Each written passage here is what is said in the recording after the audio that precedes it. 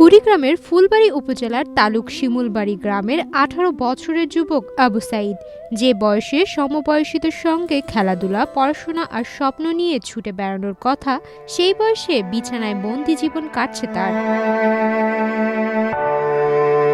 ৭ বছর বয়স পর্যন্ত সুস্থ ও স্বাভাবিক ছিল সাঈদ।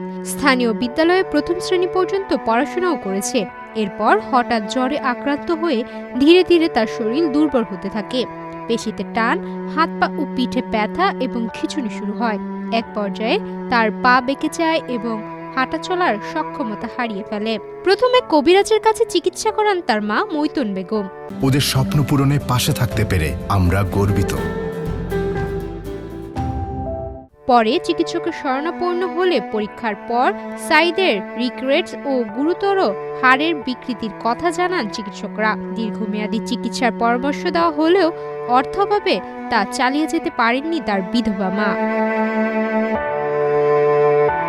সাঈদের বাবা আব্দুস সালাম ইটভাটায় শ্রমিকের কাজ করতেন। প্রায় ১০ বছর আগে কর্মস্থলে স্ট্রোক করে তিনি মারা যান। এরপর থেকে মৈতন বেগমই সংসারের একমাত্র উপার্জনক্ষম ব্যক্তি। ইটভাটায় বছরে প্রায় ৬ মাস কাজ করেন তিনি। বাকি সময় অন্যের জমিতে শ্রমিক কিংবা গৃহকর্মীর কাজ করে কোনো মতে সংসার চালান। আগত তো ভাড়া ছিল বড় অসুখ হচ্ছে, অসুখ হওয়ার থাকে চিকিৎসা পাতি করছে, জায়গা জমি নাই, মাসির বাড়ি থাকে, টাকা পয়সা নেই, কিন্তু চিকিৎসা করায়। বাপ নাই, জায়গা জমি থাকে করে, মাসির বাড়ি থাকে, চিকিৎসা পাতি করে টাকা পয়সা নেই, চিকিৎসা পাতি গেলে ভালো হতো।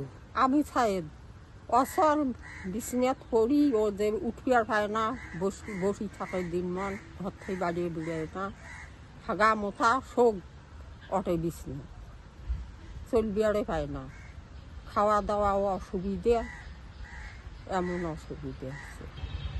একটা কাজ করে ওখানে দিয়ে খায়, তাও কোনো দিন ভাত হয়, কোনো দিন না হয়। কাজ করলে ভাত হয়, না করলে না হয়। চিকিৎসার টাকা কিদি করে, কিছু দিন কিদি করে, খায় না, পেট চলায় না, চিকিৎসা করে। এখন আর সহযোগিতা করলে তো চ্যাংড়াটা তেমন সুস্থ হবার পায়।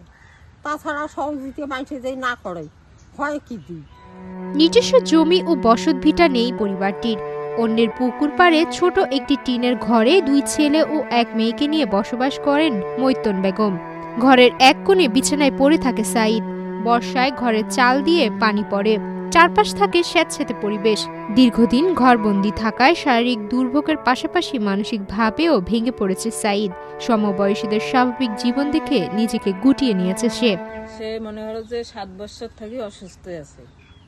বহুত চিকিৎসা পাতি করছি, ডাক্তারে দেখাছি, ডাক্তারে মনে হলো যে চিকিৎসা পাতি টাকা নাই। এখন বাচ্চা চিকিৎসা করা বদ্ধ করছি।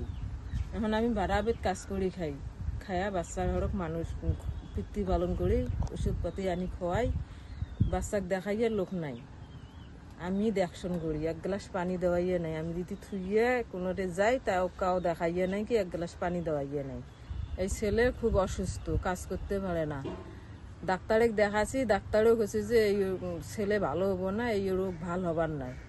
এই জন্য আমি চিকিৎসা করা বাদ দিছি। এখন টাকা পয়সা আমার কাছে নাই। তার বাবা মারা গেছে ১০ বছর আগে ভাড়া বাড়িতে। আর আমার একটা ঘর, সে একটা ঘরে আমি 2টা রুম করছি, করিয়ে সে বাচ্চাকে নিয়ে ওই ঘরে থাকি।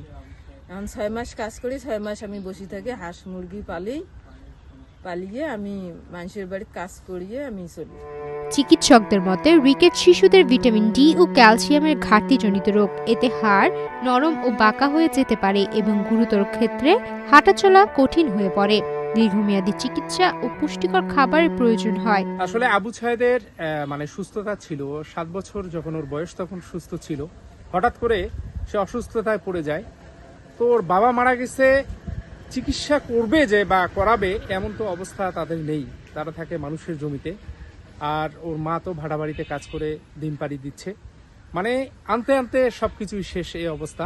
কেমনে চিকিৎসা করবে এই চিন্তা ভাবনা প্রতিটা ক্ষণেই যেন মাকে কাঁদায়।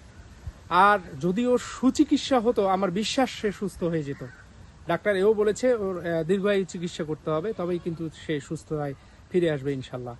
তো আসলে মা তো বুঝতে পারতেছেন, মানুষের জমিতে থাকে, পুকুর পাড়ে থাকে। আমরা দেখি, আমরা গ্রামবাসী মাঝে মধ্যে একটু হেল্প করি, পুকুর পাড়ে থাকে। তো কি করে তারা চিকিৎসা করবে? তাদের তো কোনো এবিলিটি নেই।